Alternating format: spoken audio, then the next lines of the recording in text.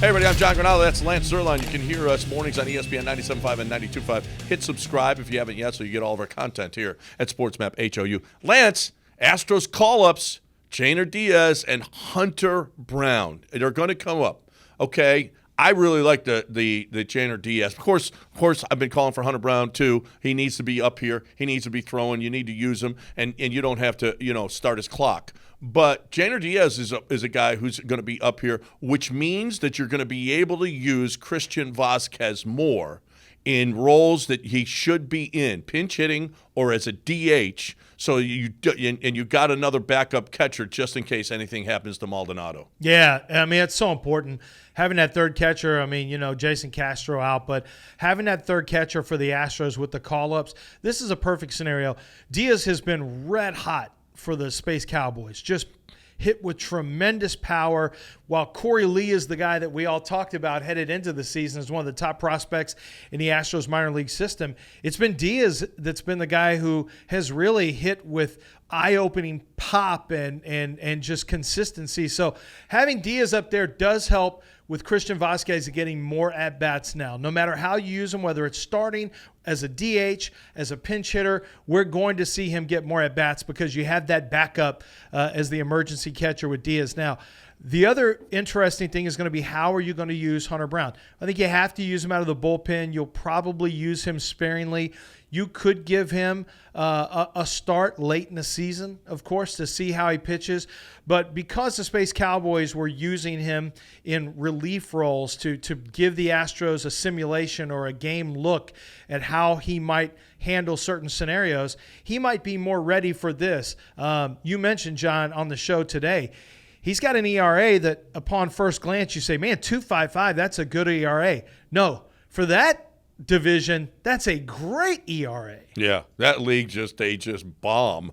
So Hunter Brown at 2.55, he was a full run ahead of the second best pitcher in that league. That's how good he has been. Yeah, it'll be interesting to see if JV misses any time. You got to put Javier back in the rotation. You can't. You just do it. I hate to see this for Javier. I want to see him out there, and I want to see him happy that he will re-sign with the Astros and be here long term. Because now the way that they're using him as a yo-yo, he might hold this against him like George Springer held it against him when he wouldn't bring him up. Yeah, but there's still a ways to go with Javier. Team still has club control, and I think next year. But it could be some of the same questions next year. Justin Verlander sits on the contract this year and says, yeah, let's do the same thing next year, or he re-ups with the Astros. You may have some of the same questions, but not only with Christian Javier, but also with Hunter Brown. So if Hunter pitches really, really well, it is going to be interesting to see how the Astros operate moving forward. But the great thing is you get to see how legit Hunter Brown is right now on the major league level. And give me as many good arms as you can possibly have for the playoffs. That's the key. The Astros have had some good starters. The relief has been an issue in years past in the postseason. This year I have more confidence in the bullpen, even with recent struggles, because I know they have better arms in the pen right now. And Hunter Brown and Christian Javier in there, you've just added even more arms to the arms race. Absolutely. And you know what? While you're watching all of these guys throw, make sure you got a cold, clean, crisp, refreshing Coors Light. That's right. It's the world's most refreshing beer. You're keeping Texas chill. It's still hot out there, people. You got to keep chill. You got to be chill. You do it with a cold, clean, crisp, refreshing Coors Light. It is the world's most refreshing beer. What do you think? What about the use of Jordan now? I'd like to see him get rest. Let him get back. If he comes back with a couple weeks left in the season, I'm fine with that because he gets his hitting stroke back. But let's get that hand healed.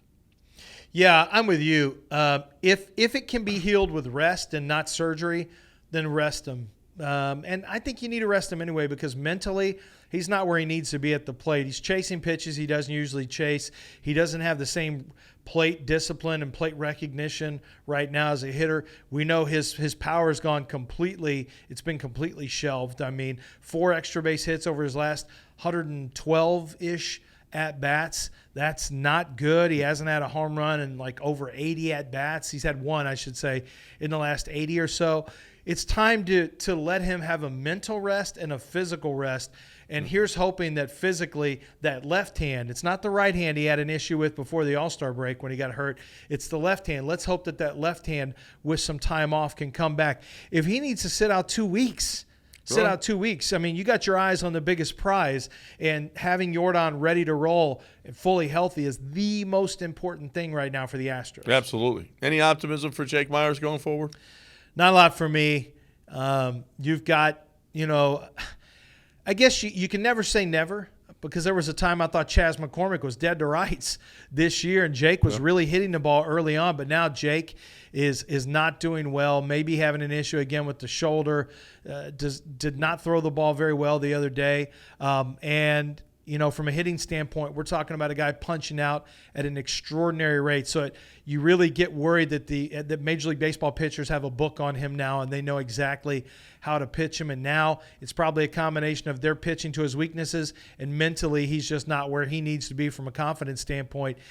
It's going to be tough for him, because I think in the offseason the Astros look at potentially upgrading the center field spot. Man, that crash into that wall was his Ray Fosse moment. Hopefully not. Ray Fosse was never the same after Pete Rose crashed into him, and Jake Myers certainly hasn't been the same ever since he crashed into that wall and hurt that shoulder. That's just a shame, because he looked like he was going to be the real deal maybe for years to come.